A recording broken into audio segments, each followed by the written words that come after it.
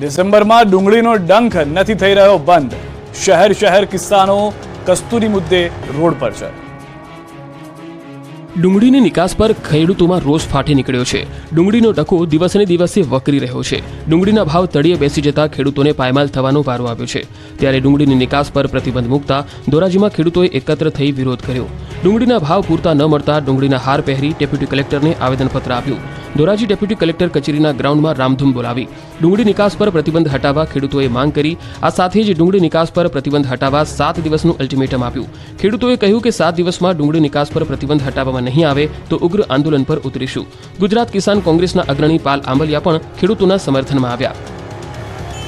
આ બાજુ બોટાદના રસ્તા પર ડુંગળીની રેલમછેલ જોવા મળી. બોટાદમાં જિલ્લા ભારતીય કિસાન સંઘે ડુંગળીની નિકાસબંધીનો વિરોધ કર્યો. મોટી સંખ્યામાં ખેડૂતો અને આગેવાનો એકત્ર થયા હતા અને તાલુકા સેવા સદન સામે ખેડૂતોએ રોડ પર ડુંગળી ઠાલવી વિરોધ પ્રદર્શન કર્યું, જેથી રોડ પર ડુંગળીની રેલમછેલ થઈ ગઈ.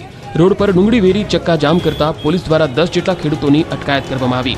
7 દિવસમાં નિકાસ શરૂ કરવા અલ્ટિમેટમ આપવામાં આવ્યું, નહીં તો મોટી સંખ્યામાં ભારતીય કિસાન સંઘ દ્વારા ગાંધીનગર ખાતે તેમજ મંત્રીઓના ઘરે ડુંગળી ફેંકવાની ચીમકી આપવામાં આવી. વિરોધ વચ્ચે રાજકોટના ધોરાજી યાર્ડમાં ડુંગળીની હરાજી શરૂ થઈ. હરાજી તો શરૂ થઈ, પરંતુ ડુંગળીના કોડીના ભાવ મળતા ખેડૂતોમાં રોષ જોવા મળ્યો. 150 થી 300 સુધીના મણના ભાવ મળતા ખેડૂતોને રાતા પાણીએ રોવાનો વારો આવ્યો.